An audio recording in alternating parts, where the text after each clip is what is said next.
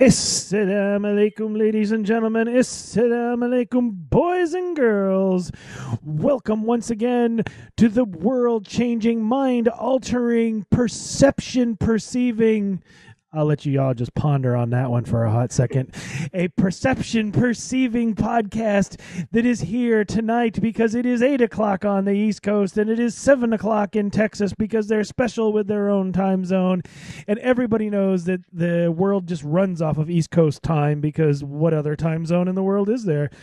And we are here again, ready this evening to take on the topics that matter and to talk about the things that are important, not just to us, but to you, our listeners, our fans, our Twitter followers.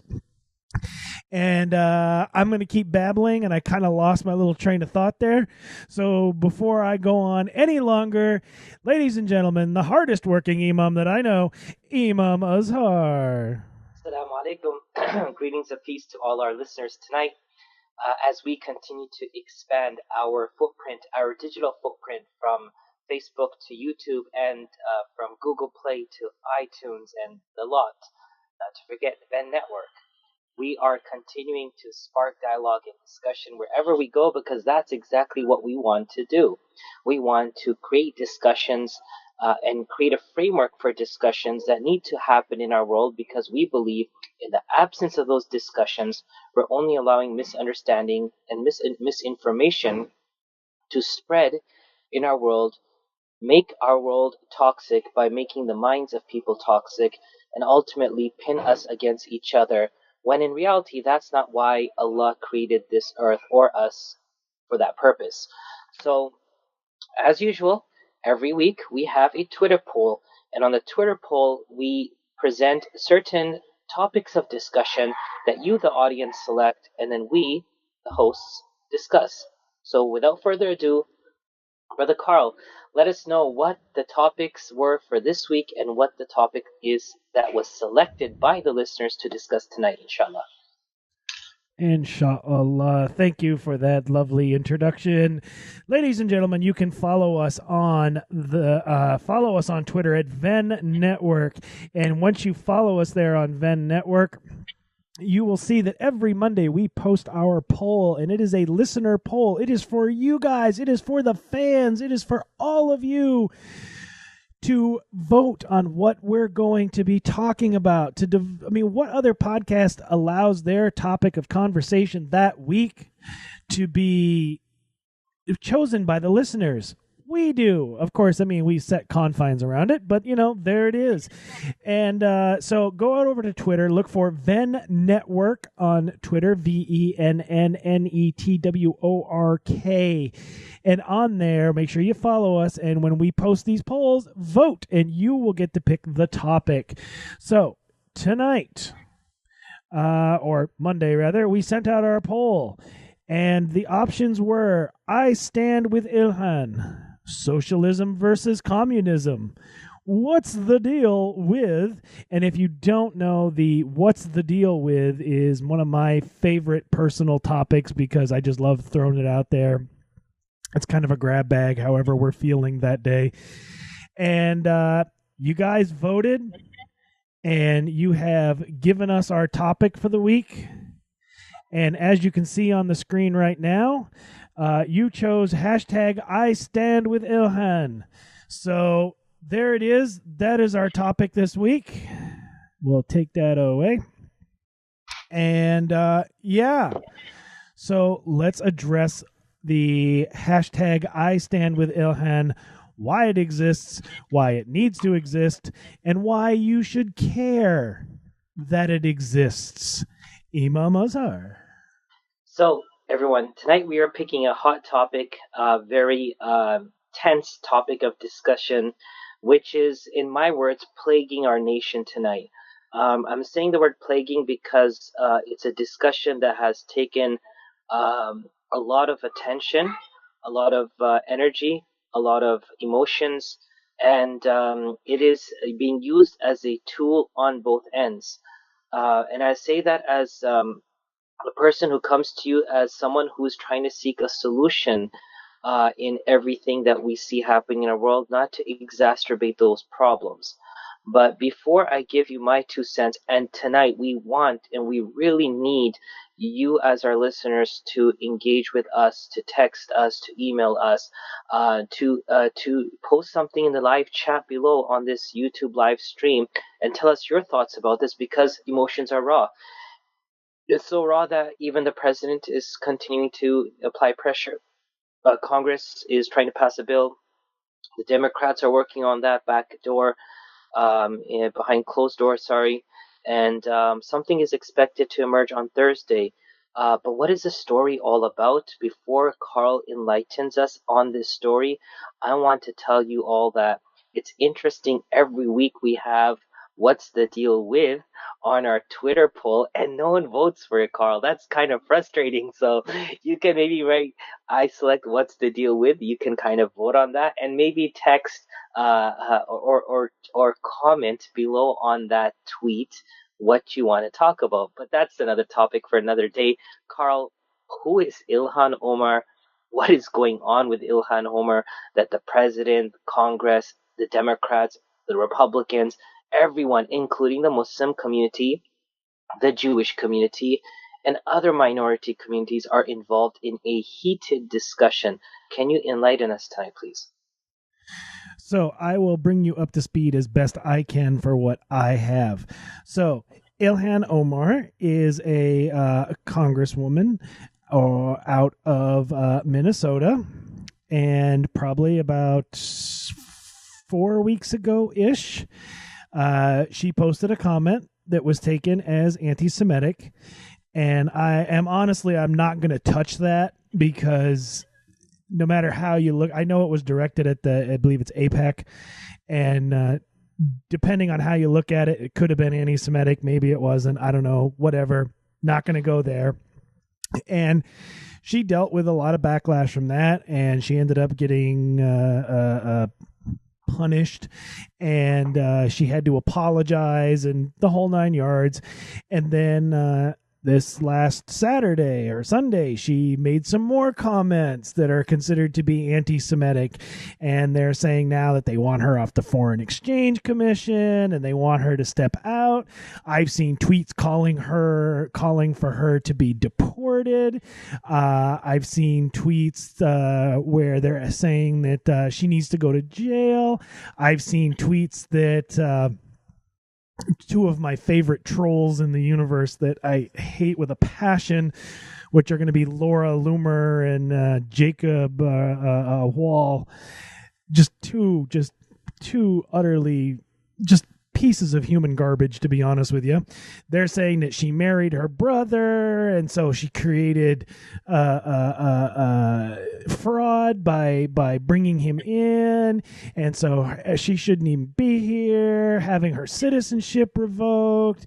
I've seen stuff saying that it's Obama because he brought in 40,000. It was funny because PolitiFact said this was actually fake, but he brought in 43,000 Somali refugees, and now there's over 80,000, and this was Obama's plan the whole time. Oh, they're coming for you.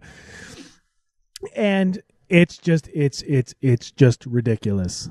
It is just utterly ridiculous. And the reason it is ridiculous is that everything that I've personally read on Ilhan Omar's Twitter feed is just simply talking about Israeli policy. And that's what it is. You're allowed to talk about the policy of other countries. It's there. Fine. Whatever. No problem. But what's killing me is the amount of Islamophobia that this is exposing. Send her back. Send them all back. Send them to prison and then send them back. Send them to Guantanamo Bay and then send them back. I even saw a handful of tweets, and I kid you not, and this killed me. This absolutely killed me. It said some of the articles that they're using to show that Ilhan Omar is a bad person are coming from an Ahmadiyya website. It's the Ahmadiyyas trying to attack the Sunnis. That's what this... I'm like, yo, for real. Really? That's what this is. You know, these white guys, they're sending pipe bombs to CNN, and they're doing all this insane stuff. But yeah, that one Muslim hijabi, she's the one that's going to bring the entire country down. And it also goes back to a balance, because Steve King has said some outrageously landish just crap. Mm-hmm. And he's okay. He's still got a job. People still voting for him. But hey, I guess Nazis are better than ISIS. I don't understand. And like you said, this is a hot topic. I have a lot of personal emotions towards this, just because there's so much. And if there's anybody under the age of like 18 watching now or in the future, go ahead and cover your ears. But there's just such a load of bullshit around this that it drives me insane. Well, Carl, of course, emotions are raw, and as you said tonight, are they raw Islam? No, sorry. Raw emotional Islam. That would be a whole new website. So that'll be a whole new, podcast with a different background, stuff for that. So fellow listeners, let's put things in context here. Ilhan Omar, a newly elected congresswoman up in DC representing Minnesota, was also part of the Foreign Relations Committee. She responded to someone's tweet by saying it's all about the Benjamin's baby. And she was referring to the money that goes to AIPAC or to Israel on behalf of the American tax dollars. I am not going to be the one who's going to tell you tonight if that's anti-Semitic or not, but I'm going to tell you something very clearly. The definition of anti-Semitism is to harbor hostility or prejudice against Jews. I want people to understand that. The Jewish community is a very diverse community, even though they're not, a billion in population as Muslims are. There may be 13, 14 million Jews in the world, but even amongst them, there's different ideologies of the faith. There's different beliefs in the faith itself, just as there are in Christianity and Islam and any other faith that's out there. And this was taught to me by one of my close Jewish friends recently over lunch. We had this discussion. You have angles of the Jewish Voices for Peace, who feel that Israeli occupied land is unlawful and it's not the homeland of the Jews. It's wrong. As then there are those who believe that it's their homeland and this is where they have to return. Orthodox Jews may differ with that.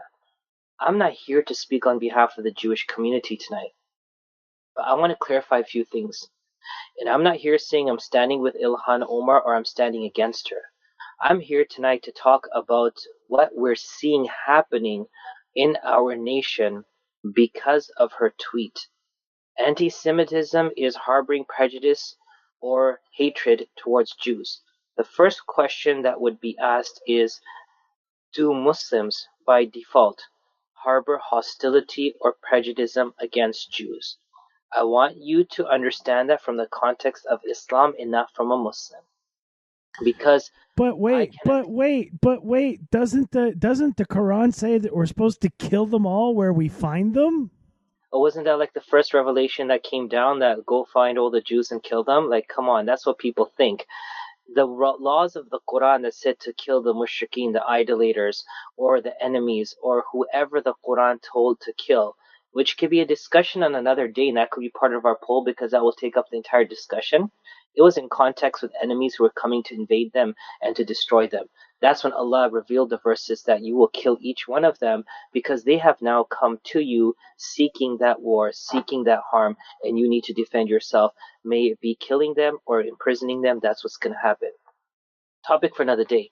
But is Islam founded on the belief that we have to harbor prejudice, animosity, hatred towards Jews? No. Is that a tenet in Islam? No.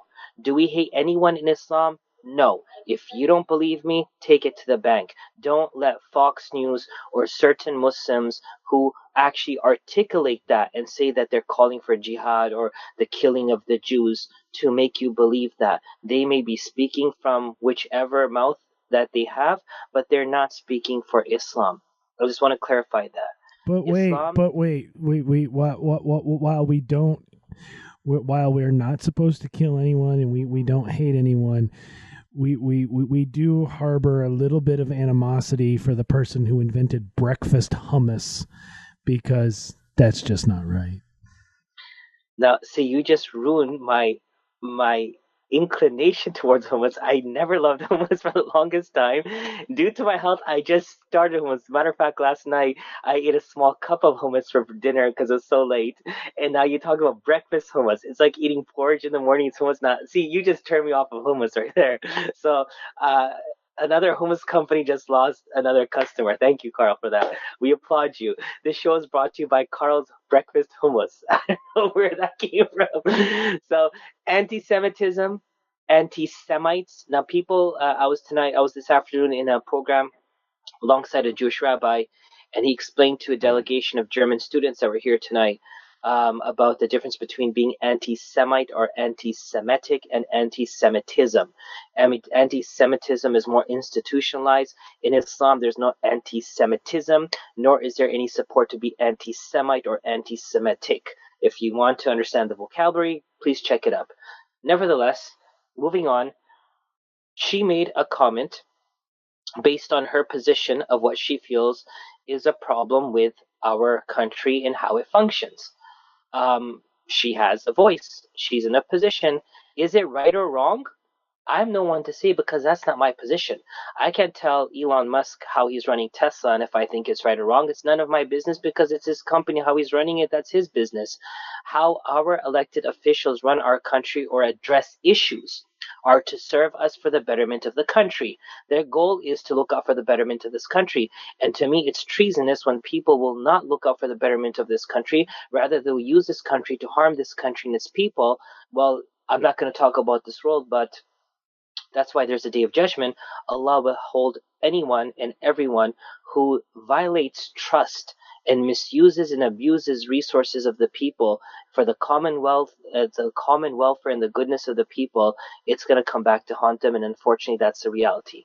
Nevertheless, so she made that tweet. It was considered to be anti-Semitic. The whole world went up in arm. The Jewish community, many in the Jewish community, many against her, and many actually with her. Then after in government, it became a row until, as usual, certain members of our Congress who have no better time but to start digging up false lies about people, stating that she had some relationship with her brother to bring him over to this country. Again, it's the same witch hunt as they did with Obama. If there's something black and white, bring it out, and a person should face the consequences of that. But if there's nothing black and white, constantly taking people down this road of suspicion and doubt, and to create a story out of no story, and that's not the tweets. I'm talking about her past, her immigration, and this, that, and the other. When we have amazing USCIS immigration officers across the country and across the world, you are literally putting down your nation and the ability for them to do the work right. You're saying that they couldn't understand this, and you, as a news journalist and a news investigator, found this out. Good luck for you. You're just, Carl, to me, I'll tell you straight up, this is all a big distraction. And just mark my words, this is all a big deflection and distraction from the bigger stories of our nation. And I don't know why they're doing that. Nevertheless, the Democrats are meeting behind closed doors. And I think they're putting together some type of a policy to address this. It was paused today and it's going to be rescheduled to Thursday because many new Democrats, such as Cortez, she is saying that why are we coming down so hard on her for this when other minorities, their rights are violated? Words are said such as, and I'm sad to say this because I'm going to West Virginia at the end of this month to West Virginia University to attend a conference. The West Virginia Senate, or is it the Capitol, has a poster of Ilhan Omar with 9/11 towers in the back, trying to say that she's the one who was responsible for 9/11. Well, if history serves right, just pick up the newspapers and find out who were the hijackers and where they came from and what their agenda was. This has nothing to do with an American congresswoman who's sitting, taking an oath of office to represent this country and to protect this country. I think it's totally bogus, and it's actually a deflection from the truth. It is the same witch hunt that these same people who are instigating these things, who are trying to cause harm against minorities, the black community, the Latina community, the immigrant community, the Hindu community, the Sikh community, the LGBTQ community, the Muslim community, regardless which community is, if anyone does speak out ill against anyone of any minority, including the Jewish community, should be held to the same standards. Should be held to the same standards. Now, what's my personal opinion about the amount of tax dollars, the billions that go to Israel, or our support for AIPAC and stuff? It's none of my business. You know why? Because I'm here to do my work and do what I need to do. When I'm in a position where I can support or put down a law, or to have my voice in an opinion, or to meet with my congressmen or women to talk about these concerns, where I feel that this country, where people are dying because they couldn't raise $50 more on their GoFundMe page for insulin, which resulted to their death, I think that's an important venture also.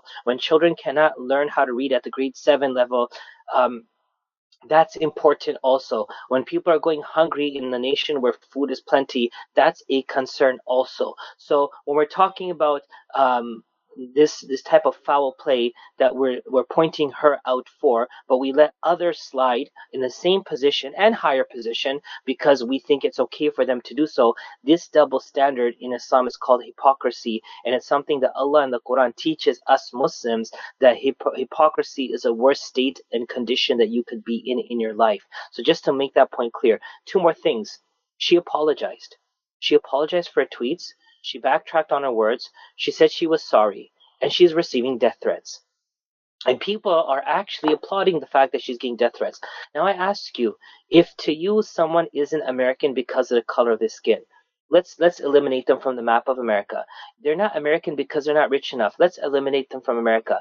They're not American because they don't follow the patriots. Let's eliminate them also. At the end of the day, you're gonna have a handful of people that you as a person may feel falls under the category of what it means to be American.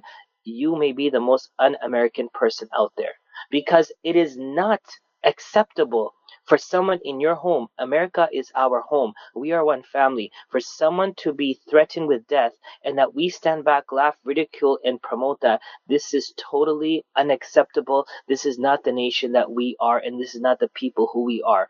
My last thing is on this, that people need to keep their emotions in check, both the Muslim community, the non-Muslim community, the supporters of Ilhan, and those who are against her. We are a nation that we can sit down and have dialogue and discussion, deliberate on issues, come to a conclusion, regardless if we like it or not, and move ahead. And that conclusion isn't based on the color of someone's skin or the language that they speak or the religion that they practice, but it's on the basis of the Constitution that we all uphold as loving people of this country. Carl, I've spoken a lot. You tell me what it is that our listeners are saying, or what it is that you're thinking. So I have two things that I'm going to add. So just to be clear about that poster, it was actually in the West Virginia Capitol, and it wasn't so much that they were blaming her for the actual incidents on 9/11, but they were saying that we swore as Americans we were never going to forget, never forget. But yet we elected a Muslim into Congress. So therefore we have forgotten what about 9/11 and what those terrible, terrible Muslims did to us. And just to clarify that, Carl, I like that you pointed that out. That's their explanation. That's their explanation that they're giving of what the purpose that poster served. But ask a simple question. If someone puts, God forbid, your picture, my picture, someone's picture on a pedophilia list and says, never forget, and you're like, I wasn't even part of that. No, we're just trying to say, adults are looking at children, so don't forget. I don't buy that. I really don't buy that. Putting her picture in front of the Twin Towers, which, of course, 9/11 that we won't forget. I understand the message. But there is a very clear cut statement that there are people in America, in our government, that believe that all Muslims are responsible for 9/11. Heck, even our president said it. He was in New Jersey watching them celebrate the tower's fall, but he could not prove that. He could not back that up. There's no picture, there is no evidence to back that up. The Muslims in New Jersey are celebrating the fall of the Twin Towers. This misconstrued ideology and these claims are exactly the fuel that will burn this country to the ground. Anyone who says a Jew said that he's going to kill America or he's going to bomb America, tomorrow, God forbid, 3, 4 Jews will be killed on the streets by people who think that they're a threat. They were not a threat. Someone just made a false claim and instigated a problem that was never a problem and caused more harm than and damage than one could ever perceive. So this is exactly the mentality. Everyone is touching so close to their message, but leaving enough room to say, well, I didn't hit your car hit mine. No, but you pulled your car right up to my car. So it seems that you hit my car. No, but your car was in my way. So Carl, it's just, I understand and I thank you for clarifying that. But seriously, when they make those remarks and they try to explain themselves, you could see the light emitting from every single pore in their body. And I'm sorry for being upset tonight because I'm done with all this bogus lies and drama. No, I don't mean that. Yes, you do. If you have guts, then stand up and say, I mean that. I want to say you Muslims are terrorists. I want to say that you Muslims are a threat to this country. Now, when I know that's how you feel, I'll say, give me a moment. Let's sit down and talk about this. But if you're going to say, oh, no, you guys are fine, you're all Americans, but then you turn around and say death to Muslims or whatever else, this two-faced strategy is not going to make your life better. Forget my life. Forget the lives of other Americans. You're going to live in more misery than anyone else. So it's about time that we come out front and we accept our concerns to be valid and discuss them with the people that can solve it. I don't know how Fox and Friends became the most valid source of news and history and strategy and everything else in the world. These guys are uneducated in the field of telling the news. They are professionals in telling their angle of the story. But news is what we call in Islam amana, trust. You tell the story as it is without adding a slightest bit of emotion or detail or hint towards something that would mimic your thoughts of the story. Carl? So the other thing I was going to add was that the poster has actually been taken down and is no longer there, even though the sergeant at arms refused to take it down initially. Since then, it has been removed from the Capitol. So I was grateful to hear that. And I had another point I was going to make, and I've totally forgotten what it was now. So sorry. No, don't be sorry. It's fine. I will, however, go to listener comments. So let's see. Of course, our super fan is here with us tonight. Assalamu alaikum, Sister Layla. Nice. I'm so happy to see you join. I love it when you comment because I know that people are watching and I know the chat room is actually working. So that's always cool. And Sister Layla had a revelation tonight. Something I didn't know, that apparently the live chat has a character count, so you can't put too much into one box. You have to break it up into multiple posts. Anyway, going on to her comment, she says, I really believe that given her position as a Democratic congresswoman, why even make such comments?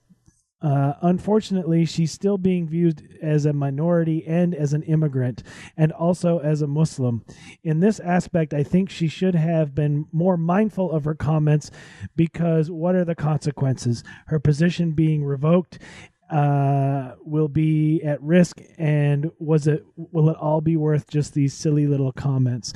Sister Layla says she's not trying to take away from her stance and what she believes, but I think it opened a can of worms. And that's actually, Sister Layla reminded me of what I was going to say, which is that last night I actually found online what I assumed to be a credible source, because it sure as hell looked credible. The initial drafts of this statement that Congress is working on. And I actually read through all 4 pages last night. And It was super, super, super weird. It actually turned out to be more like a playbook than anything else. It was like essentially all they're doing. And as I read it, I don't see why anybody wouldn't actually sign this. I mean, I was ready to sign it when I finished reading it. And because it doesn't bring in Israel, it doesn't bring in any Israeli politics. It specifically says, I mean, it's 4 pages worth of this, which I don't think should have ever been written in the first place. But it was 4 pages of, if you say the Jews control the media, that's anti-Semitic. If you say the Jews control the world finances, that's anti-Semitic. And really all you're doing is just giving like the Nazis and anti-Semitic people a playbook. They're like, oh, look, here's all the insults we can use. That's super cool. So that was my problem with the way it was worded. And then I started applying it to other things, like how would you write one for the African American community? No, you wouldn't write that. How would you write it for the Muslim community? Which actually led more to why hasn't there been one written for the Muslim community? But anyway, yeah, that's what I wanted to say. Thank you, Sister Layla, for your comments. I hope, Imam Azhar, you remember what I read from her, but I can go back and reread it again. And back to you. I want to address that. Thank you, Sister Layla, so much for your engagement all the time, your constant connection with Raw Islam. We truly appreciate your presence, your comments, your words of advice, and we thank you from the bottom of our hearts. So we pray to Allah subhanahu wa ta'ala for you and your health, and for goodness to come your way, inshallah. Ameen. Now, that being said, 2 things I think I need to say before we close tonight, Carl. Number 1 is her statements.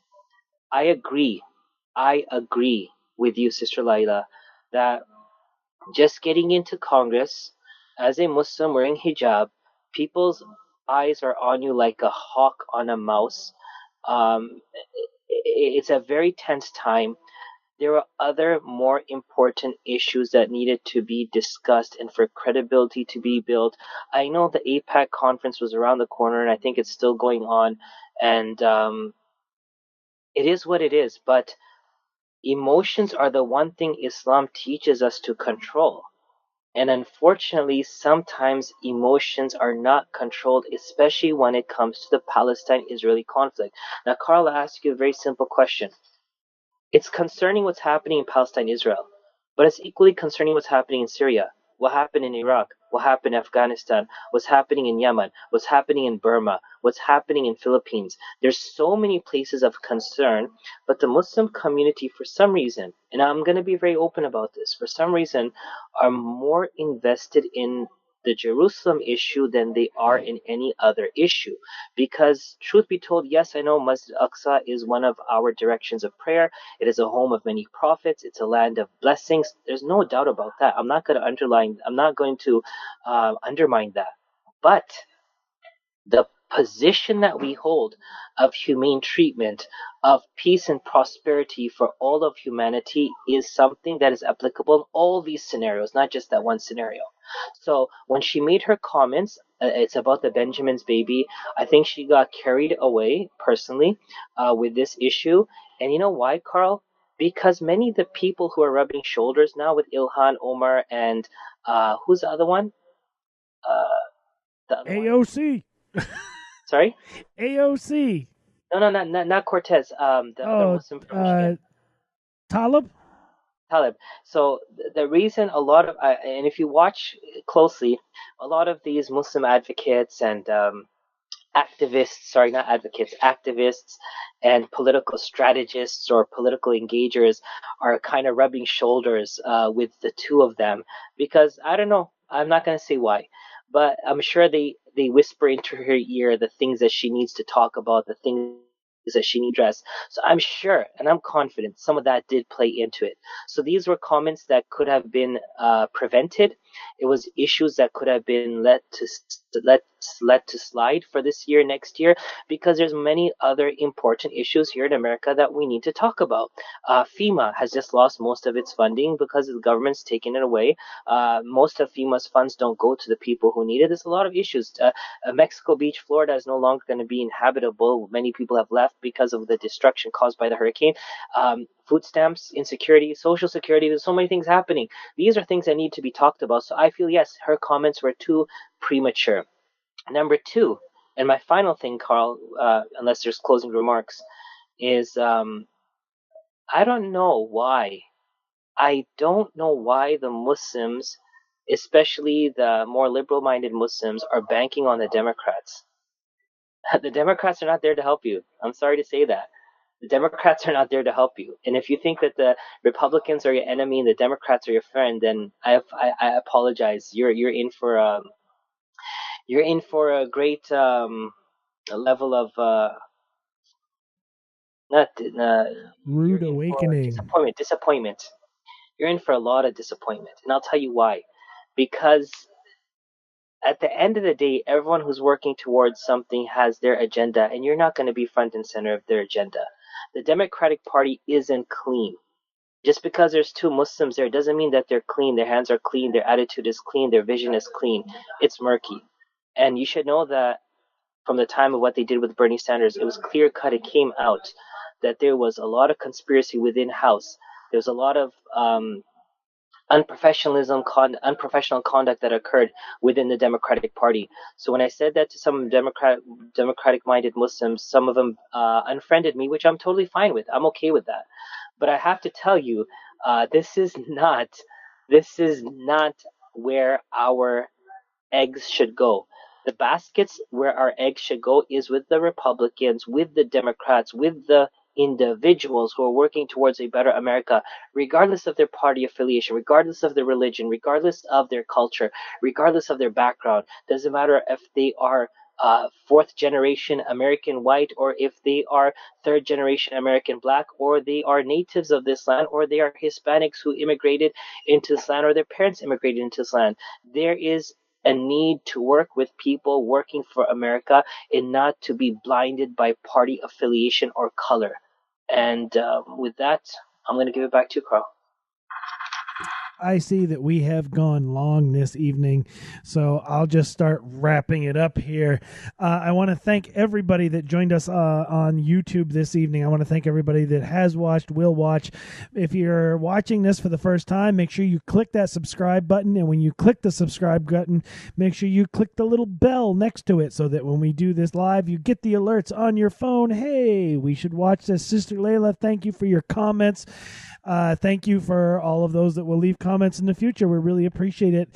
And this is a real topic, people. This is something that is happening, and we obviously can't fix it in the 37 minutes that we're here this evening. But let's keep the conversation going. As Imam Azhar said, when we post our polls on Monday under the "What's the deal with?" If it's you want to put something in there, just comment. Let us know what it is you'd like to see in that spot, and we'll if it gets enough likes, we'll make that the thing. Make sure you head over to vennetwork.org so that you can see all the other shows that we have. Make sure that you share this broadcast with your friends and your family, post it on Facebook, retweet it, everything else you got to do so that everybody knows we get more subscribers and we can help share the word while you're over at vennetwork.org checking out the other shows that we have to offer. You can get yourself some cool Venn Network swag that will help support the network, support the hosts, and help us reach more of an audience so that we can help spread the word. I would also like to just throw this back out there before I forget. We are looking for an intern graphic artist. So if you're interested in graphic arts, or you know someone that's interested in graphic arts, ping us so we can get some cool t-shirts rocking, because I know we had some thoughts that we wanted to get up and running, and that way, you can help support the network. So until next week, ladies and gentlemen, thank you for tuning in. Thank you for listening. And as always, we will say, Assalamu alaikum. Assalamu alaikum.